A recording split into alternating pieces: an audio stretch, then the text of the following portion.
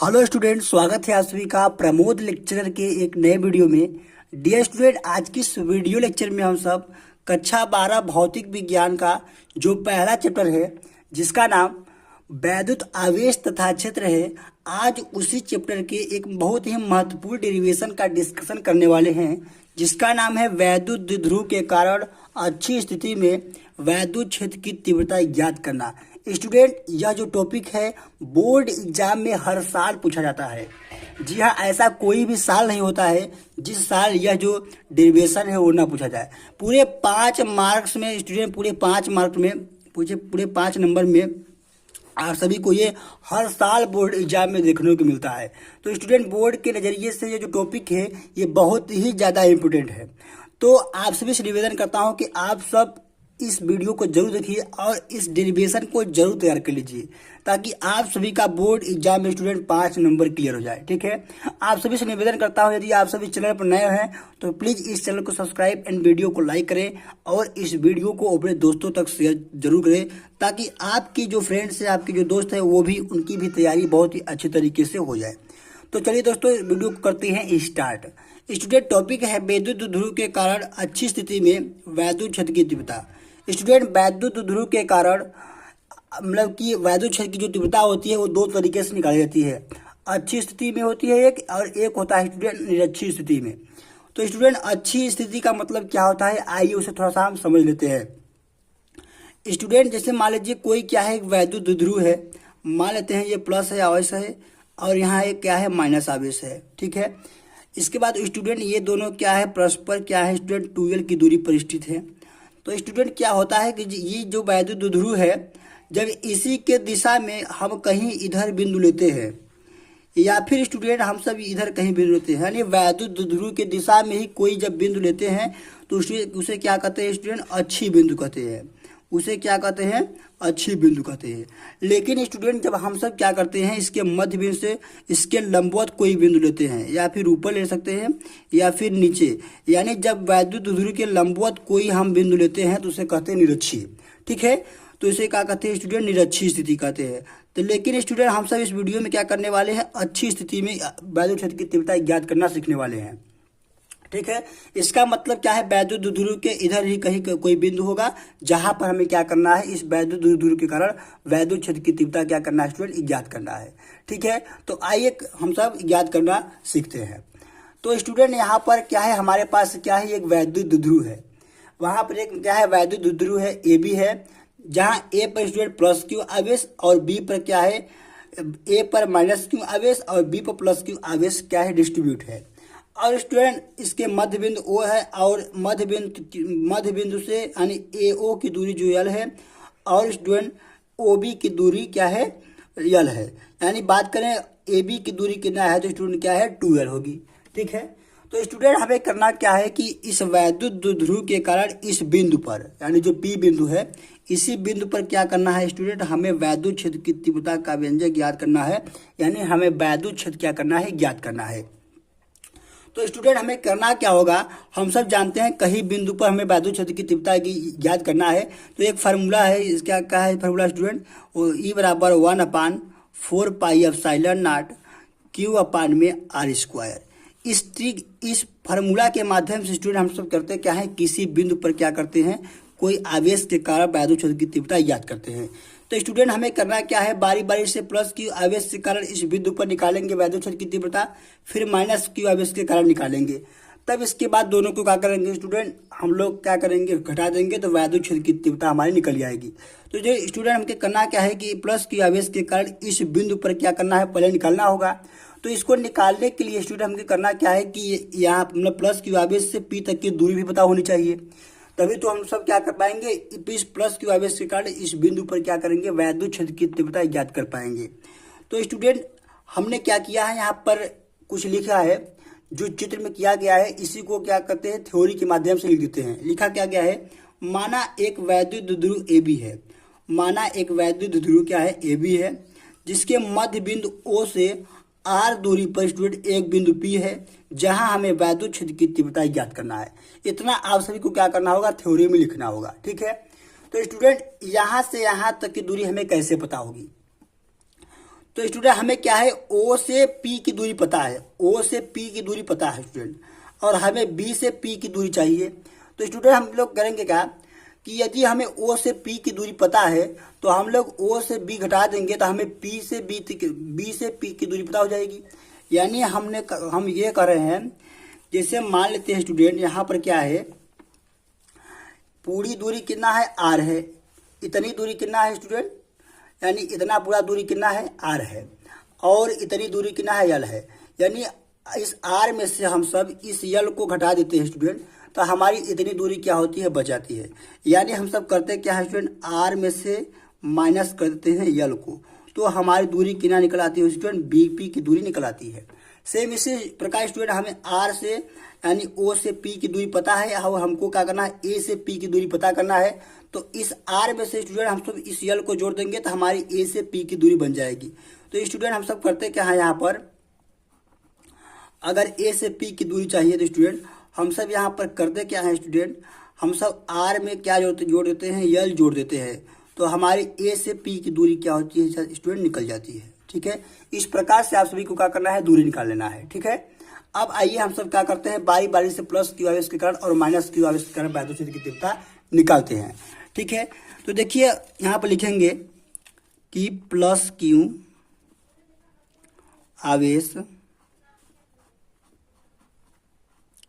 आवेश के कारण विद्युत क्षेत्र की तीव्रता। ठीक है स्टूडेंट, तो क्या है, हम लोग सब क्या करें, प्लस की आवेश के कारण वैद्युत क्षेत्र की तीव्रता क्या, ठीक है, पी बिंदु पर। ठीक है, तो मान लेते हैं प्लस की आवेश के कारण क्या है, E1 है, तो फार्मूला क्या है, 1/4 पाई एप्सिलॉन नॉट, और क्यू अपान में आर स्क्वायर आता है, तो प्लस की आवेश से पी की दूरी कितना है, आर माइनस यल। ठीक है, तो आर माइनस यल है। ठीक है, तो इसका होल स्क्वायर कर देंगे, इसको मान लेंगे स्टूडेंट हम सब क्या मान लेंगे, इससे हम सब समीकरण 1 मान लेंगे। ठीक है, आइए अब हम सब लिखेंगे, चूंकि माइनस क्यू आवेश के कारण विद्युत क्षेत्र की तीव्रता। ठीक है, तो हम सब क्या किए, प्लस क्यू आवेश के कारण निकालेंगे, इसी प्रकार हम माइनस क्यू आवेश के कारण निकाल लेते हैं। तो लिखेंगे मान लेते हैं माइनस क्यू आवेश के कारण वैद्युत क्षेत्र की तीव्रता E2 है, तो E2 बराबर क्या हो जाएगा, 1/4 पाई एप्सिलॉन नॉट क्यू अपान में, देखिए हम सब माइनस क्यू आवेश का निकाल रहे हैं, तो माइनस क्यू से पी की दूरी कितना है स्टूडेंट, आर प्लस यल, तो लिखेंगे आर प्लस यल का होल स्क्वायर क्यों लिख रहे हैं स्टूडेंट, क्योंकि हमें इस फार्मूला में आर का स्क्वायर रहता है, इसीलिए कर रहे हैं। ठीक है, तो इसलिए स्टूडेंट हम सब क्या करेंगे, समीकरण, इसे हम लोग समीकरण 2 मान लेंगे स्टूडेंट। अब हम सब लिखेंगे, चूंकि अतः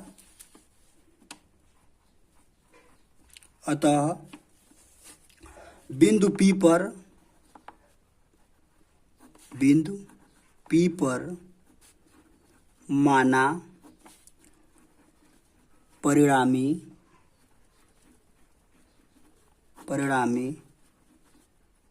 विद्युत क्षेत्र की तीव्रता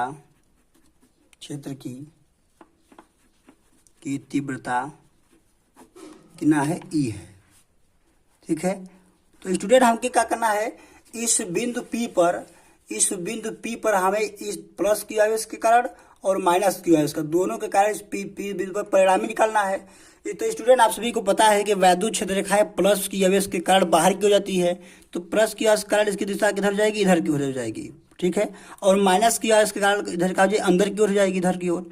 तो स्टूडेंट यहाँ पर क्या आ रहा है, वैद्युत क्षेत्र रेखाएं दोनों के क्या है, एक दूसरे के अपोजिट डायरेक्शन में है। तो स्टूडेंट जब वैद्युत क्षेत्र रेखाएं दोनों के अपोजिट डायरेक्शन में होती हैं तो क्या करते हैं, दोनों वैद्युत क्षेत्र रेखाओं को घटा देते हैं। लेकिन स्टूडेंट हम सब घटाएंगे कैसे, हम सब हमेशा क्या करते हैं, बड़े में से छोटे को घटाते हैं। तो लेकिन इसमें से हमें पता करना होगा कि किस आवेश के कारण वैद्युत क्षेत्र की तीव्रता ज़्यादा है। तो स्टूडेंट मैंने आप सभी को भी बताया कि फार्मूला क्या होता है बिंदु आविष्करण 1/4 पाई एप्सिलॉन नॉट क्यू अपान में आर स्क्वायर। तो स्टूडेंट यहाँ से पता चल रहा है कि ई है इनवर्सली प्रोपोर्शनल आर स्क्वायर के, यानी स्टूडेंट जिस वैद्युत क्षेत्र की जिस आवेश की स्टूडेंट क्या होगी दूरी कम होगी उसकी वैद्युत क्षेत्र की तीव्रता क्या होगी स्टूडेंट ज़्यादा होगी। तो स्टूडेंट यहाँ क्या है प्लस क्यू आवेश कारण क्या है जो दूरी है स्टूडेंट वो कम है, ठीक है, और माइनस क्यू आवेश का दूरी क्या है स्टूडेंट ज़्यादा है। इसका मतलब प्लस क्यू आवेश कारण का जो वैद्युत क्षेत्र की तीव्रता होगी स्टूडेंट ज़्यादा होगी, और स्टूडेंट क्या होगी माइनस क्यू आवेश का वैद्युत की तीव्रता क्या होगी कम होगी। यानी E1 क्या है स्टूडेंट बड़ा है E2 से, तो हम सब करेंगे क्या स्टूडेंट E1 में से माइनस कर देंगे किसको E2 को, तो हमारा परिणामी वैद्युत क्षेत्र की तीव्रता क्या हो जाएगी ज्ञात हो जाएगी। तो आइए हम सब इसको क्या करते हैं यहाँ से घटा लेते हैं। तो क्या करते हैं E है तो E बराबर लिखेंगे E बराबर E1 माइनस E2, ये क्या होगा परिणामी। अब क्या करते हैं स्टूडेंट यहाँ पर E1 का मान रख देते हैं, यहाँ पर E1 का मान रख देते हैं, फिर E2 का मान रख देते हैं, ठीक है, दोनों के दूसरे से घटा देते हैं, ठीक है। आइए तो स्टूडेंट अब क्या है कि यहाँ पर लिखेंगे E बराबर E बराबर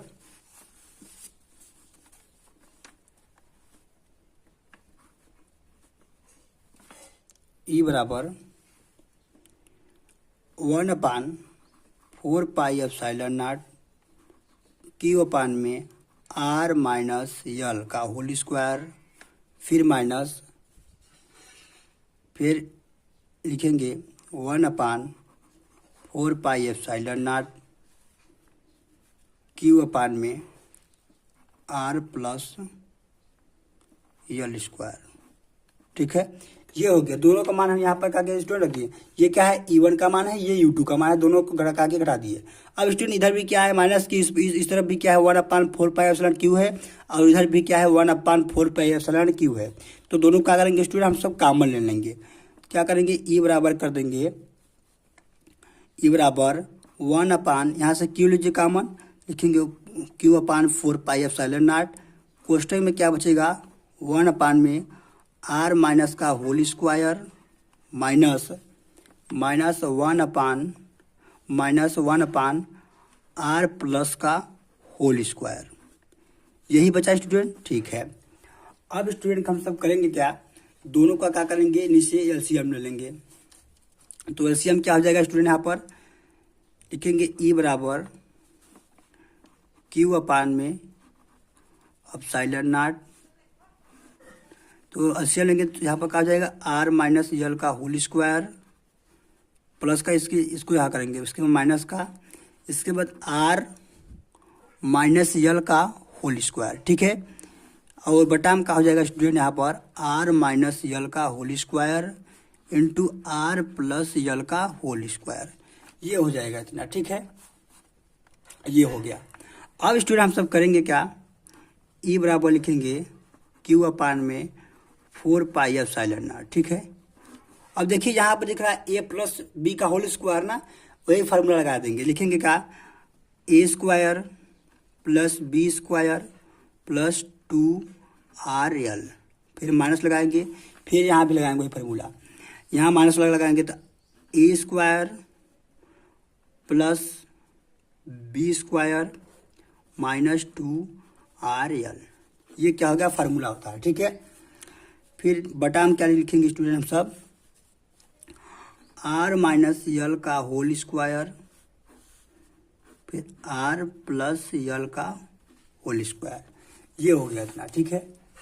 अब देखिए क्या करेंगे स्टूडेंट, E बराबर लिखेंगे Q/में 4 पाई एप्सिलॉन नॉट, इसके बाद स्टूडेंट देखिए आप क्या करेंगे आर स्क्वायर प्लस का यल स्क्वायर प्लस 2RL, ठीक है। ये देखिए माइनस का है, इस माइनस का गुणा ब्रैकेट में कर देंगे, तो क्या हो जाएगा माइनस का आर स्क्वायर माइनस का यल स्क्वायर फिर प्लस का 2RL, ठीक है। नीचे क्या हो जाएगा स्टूडेंट यहाँ पर देखिए ये क्या है, जब हम सब स्टूडेंट हम सब फॉर्मूला जानते हैं कि A square minus B square बराबर क्या होता है, एक क्वेश्चन में A माइनस बी, फिर एक क्वेश्चन में A प्लस बी। यहाँ वही फॉर्मूला लगा देंगे, आर स्क्वायर माइनस का यल स्क्वायर का होल स्क्वायर। ठीक है, ये कर देंगे यहाँ पर। अब देखिए लिखेंगे ई बराबर क्यू अपान में 4 पाई एप्सिलॉन नॉट। इसके बाद स्टूडेंट देखिए यहाँ पर आर स्क्वायर एक प्लस का है, एक आर स्क्वायर यहाँ पर माइनस का है, तो यहाँ से ये कैंसिल हो जाएगा। फिर स्टूडेंट आर स्क्वायर यहाँ पर एक प्लस का है, यहाँ पर एक क्या है माइनस का है, ये कैंसिल हो जाएगा। लेकिन स्टूडेंट यहाँ पर देखिए यहाँ भी प्लस का 2 आर एल है, यहाँ भी प्लस का 2 आर एल है, जोड़ देंगे तो क्या हो जाएगा प्लस का 4 आर एल। ठीक है, प्लस का 4 आर एल। ठीक है, नीचे क्या हो जाएगा आर स्क्वायर माइनस का यल स्क्वायर का होल स्क्वायर। ठीक है, इतना आ गया। अब देखिए क्या करेंगे यहाँ पर हम सब। अब यहाँ स्टूडेंट हम सब मानेंगे कि माना जो स्टूडेंट आर स्क्वायर है यानी आर है वो क्या है बहुत बड़ा है और किससे यल से, तब स्टूडेंट जो आर स्क्वायर है ये भी क्या होगा बहुत बड़ा होगा यल स्क्वायर से। तो स्टूडेंट तब इससे क्या करते हैं हम लोग यल को क्या मान लेते हैं स्टूडेंट नगड़ मान लेते हैं। ठीक है, नगड़ मान लेते हैं। ठीक है, तो यहाँ से आर का तो खत्म हो जाएगा, तो लिखेंगे ई बराबर स्टूडेंट क्यू अपान में 4 पाई एप्सिलॉन नॉट 4 आर यल भी यहाँ से कैंसिल हो जाएगा, तो यहाँ पर 4 आर, यहाँ पर देखिए 4 आर बचा, नीचे का हो जाएगा। यहाँ से देखिए आर स्क्वायर है। ठीक है, तो आर स्क्वायर का होल स्क्वायर है, आर स्क्वायर का होल स्क्वायर है। ठीक है, इतना बचा। अब स्टूडेंट हम सब यहाँ करते क्या है, ई बराबर लिखेंगे 1/4 पाई एप्सिलॉन नॉट क्यू 2, यहाँ लिखेंगे 2 क्यू यल। यहाँ क्यू कर लिए क्या हम लोग एडजस्ट कर लिए, यहाँ पर क्या आर का 4 हो जाएगा, आर की घाते क्या हो जाएगा 4 हो जाएगा। फिर यहाँ पर क्या स्टूडेंट आर है। ठीक है, यहाँ पर ये आर बचा हुआ है, तो स्टूडेंट एक आर से यहाँ काटेंगे तो आर के पावर कितना बचेगा 3 बचेगा। ठीक है, आर के पावर कितना बचेगा 3 बचेगा। तो स्टूडेंट हम सब करते क्या है, देखिए हम सब पढ़े हैं कि वैद्युत ध्रुव के पी बराबर क्या होता है 2 इंटू यानी क्यू इंटू 2l। यहाँ लिखा है स्टूडेंट क्यू इंटू 2l, यहाँ पे देखिए 2l लिखा है ना यहाँ पर, तो इसके बराबर क्या लिख देंगे स्टूडेंट p। तो यहाँ लिखेंगे ई बराबर 1/4 पाई एप्सिलॉन नॉट 2p अपान में आर क्यू। ठीक है, यही क्या है स्टूडेंट अच्छी स्थिति में वैद्युत ध्रुव के कारण क्या है वैद्युत क्षेत्र की तीव्रता का व्यंजक है, जिसका मात्रक क्या हो जाएगा स्टूडेंट न्यूटन प्रति कूलम हो जाएगा। यही क्या है स्टूडेंट व्यंजक है। ठीक है, तो आशा करता हूँ स्टूडेंट आप सभी को यह वीडियो बहुत ही अच्छी तरीके से समझ में आई होगी। स्टूडेंट आप सभी को कहीं भी थोड़ा सा भी प्रॉब्लम हुआ हो तो आप सब इस वीडियो को दोबारा देखिए, आप सभी को बहुत ही अच्छी तरीके से ये क्या है डेरिवेशन बहुत ही अच्छी तरीके से समझ में आ जाएगा। ठीक है, तो चलिए बच्चों एक बार मैं आप सभी को दिखा देता हूँ पूरा। तो चलिए बच्चों मिलता हूँ अगली वीडियो में एक नए टॉपिक के साथ, लेकिन आप सभी से रिक्वेस्ट है कि ऐसे ही किसी टॉपिक को पढ़ने के लिए हमारे इस चैनल को स्टूडेंट सब्सक्राइब करें, इसका नाम है प्रमोद लेक्चरर। ठीक है, तो धन्यवाद, मिलता हूँ अगली वीडियो में एक नए टॉपिक के साथ। धन्यवाद।